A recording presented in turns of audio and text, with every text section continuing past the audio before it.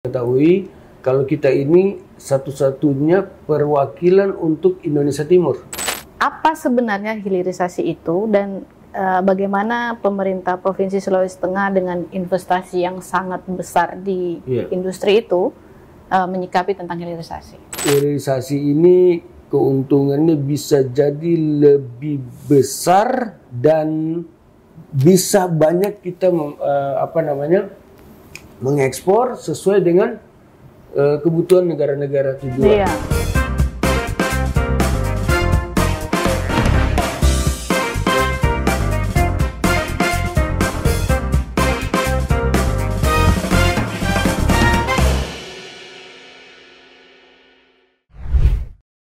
Halo, Assalamualaikum warahmatullahi wabarakatuh. Selamat siang Bapak Ibu, para pelaku usaha dan masyarakat luas yang ada di Provinsi Sulawesi Tengah atau mungkin di provinsi lain yang turut menyaksikan bahwa hari ini kami dari DPM PTSP Provinsi Sulawesi Tengah ada program baru yaitu podcast DPM PTSP. Podcast ini tentu saja bertujuan untuk memberikan informasi yang lebih banyak lagi kepada halayak ramai bahwa apa yang kami kerjakan di sini, bahwa apa yang menjadi tugas dan fungsi kami di Dinas Penanaman Modal dan Pelayanan Terpadu Satu Pintu Provinsi Sulawesi Tengah.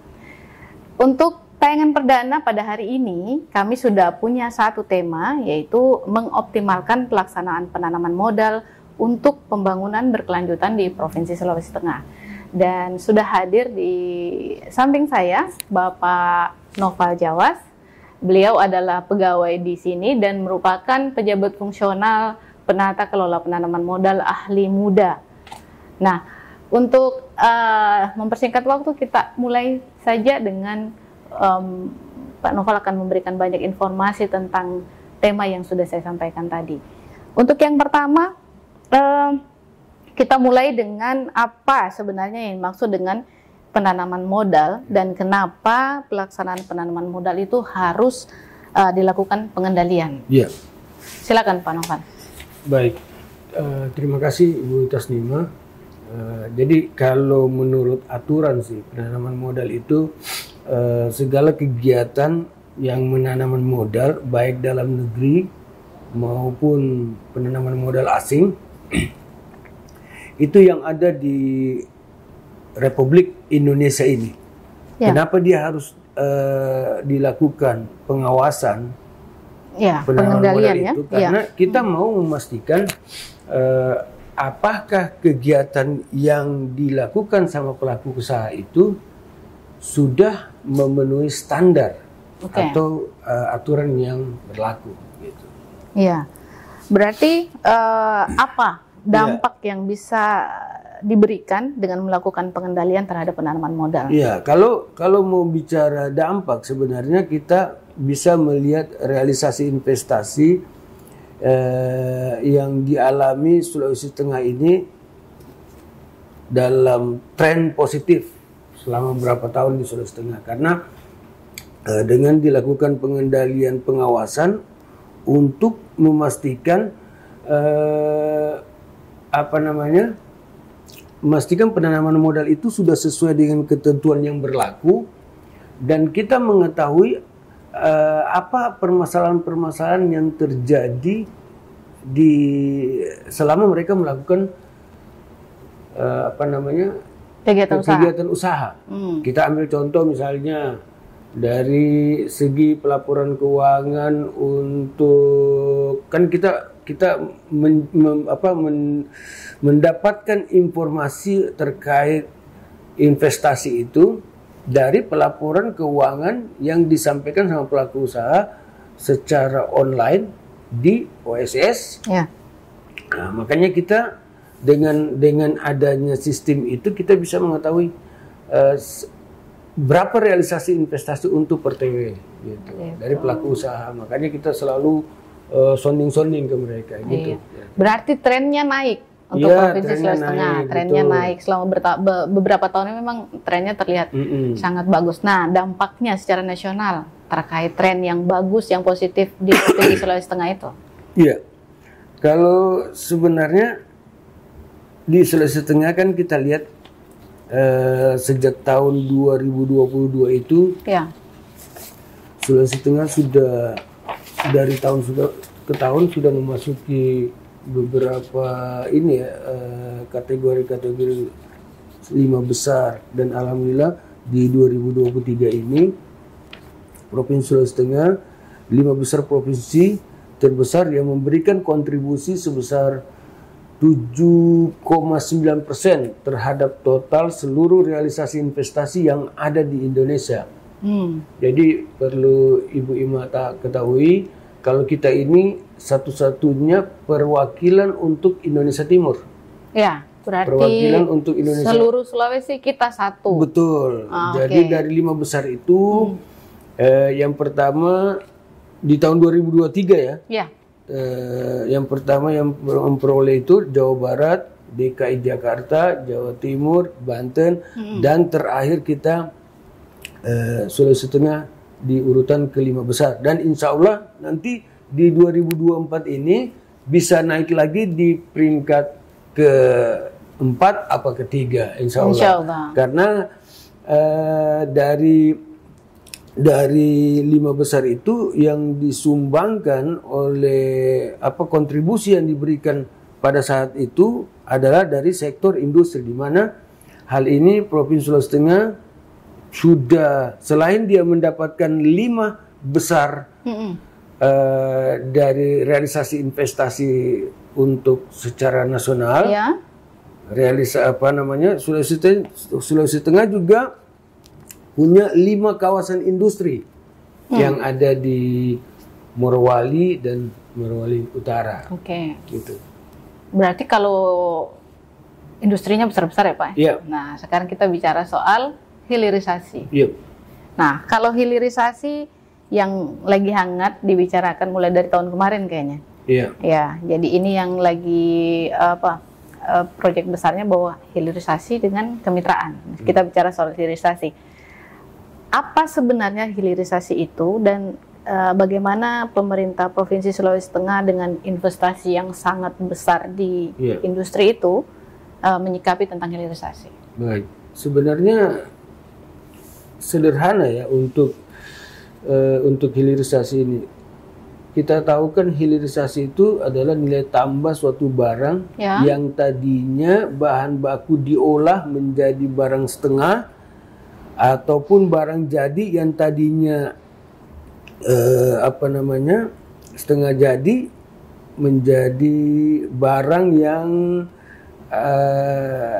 sudah siap untuk digunakan. Iya. Jadi kemarin misalnya kita memberikan contoh, kita mengekspor raw material dalam keadaan barang setengah jadi bisa ekspor. Sekarang kita sudah bisa ekspor lagi dalam keadaan sudah jadi. Sudah siap digunakan. Sudah siap digunakan. Jadi makanya dia lebih tinggi. Lebih mahal diekspor lagi, gitu. Kan dibandingkan dia barang mentah, raw material, berarti kalau dia sudah siap digunakan, itu berarti yang bikin investasinya tinggi. Iya, jadi semua kawasan yang kawasan industri yang dibangun di Sulawesi Tengah ini merupakan kawasan industri hilirisasi.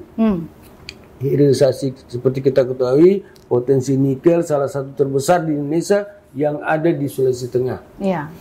Sehingga hilirisasi ini keuntungannya bisa jadi lebih besar dan bisa banyak kita mengekspor sesuai dengan kebutuhan negara-negara tujuan. Iya. Karena selama ini kan kita tahu untuk ekspor kita banyak permintaan dari negara Cina, Tiongkok. Ya. Gitu. Kira-kira begitu. Oke, ya.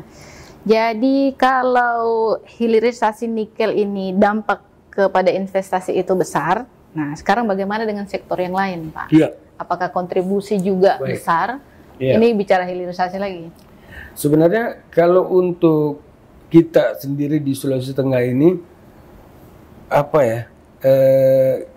kita Sulawesi Tengah ini sangat kaya. Tidak hanya dari sektor pertambangan saja, ya kan? Primadona ada sektor primadona. Iya. Kita ada sektor perkebunan, sektor kelautan dan perikanan, sektor pariwisata yang punya potensi yang sangat baik. kalau melihat dari sektor perkebunan saja kita bisa lihat banyak sekali perkebunan yang ada di Sulawesi Tengah.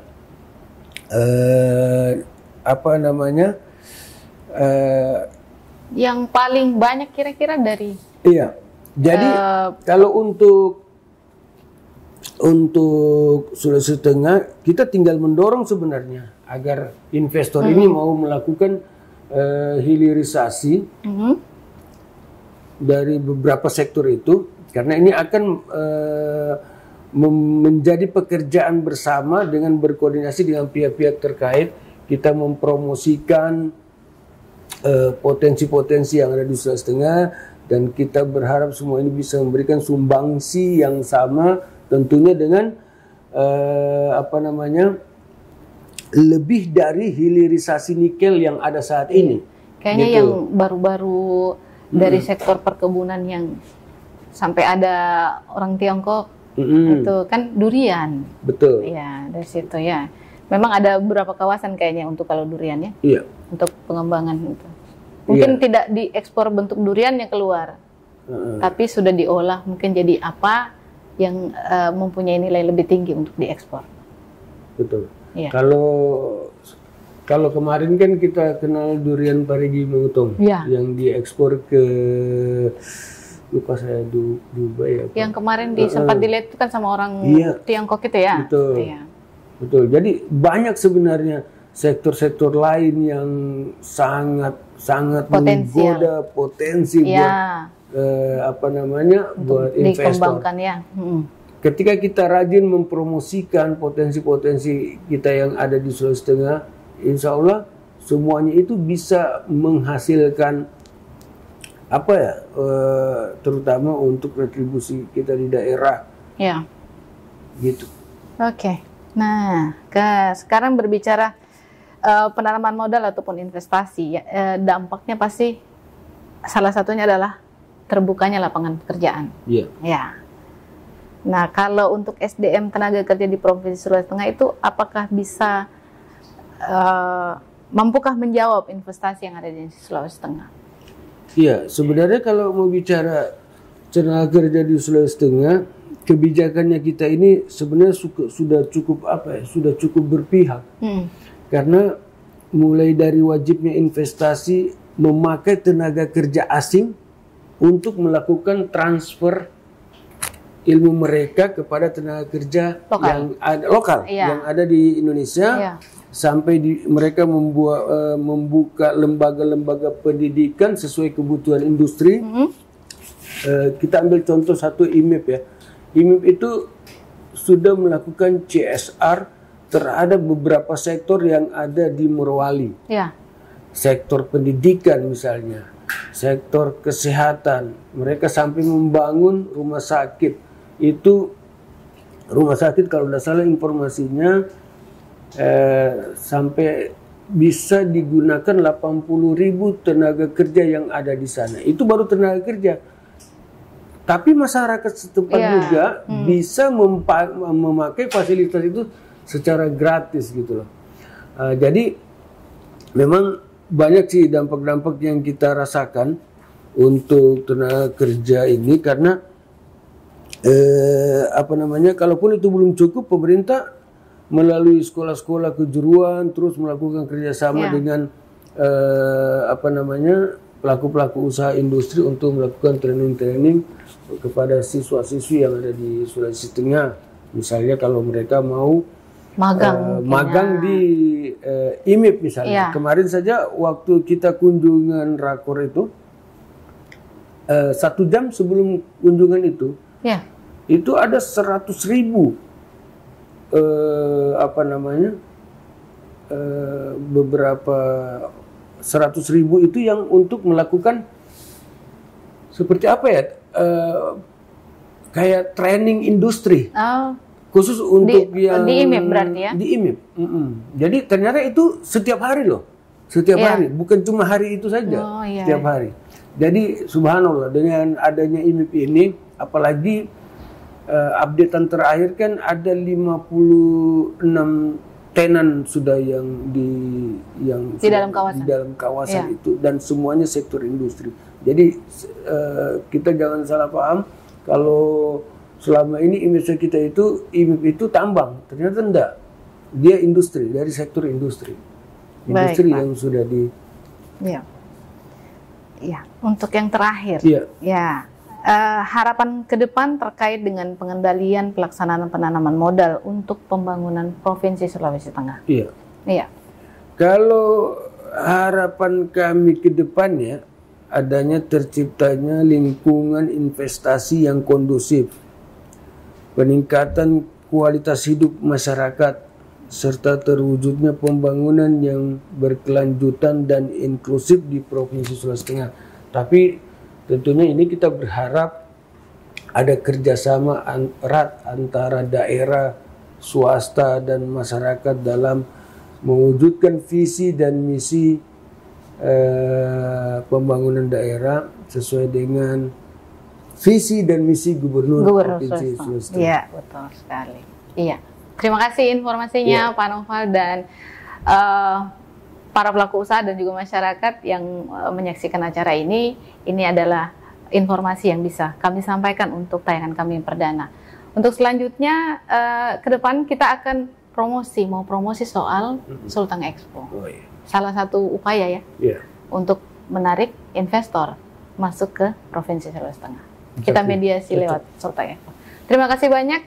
Kami akhiri. Selamat berpuasa teman-teman semuanya. Assalamualaikum warahmatullahi wabarakatuh. Waalaikumsalam warahmatullahi wabarakatuh. Oke,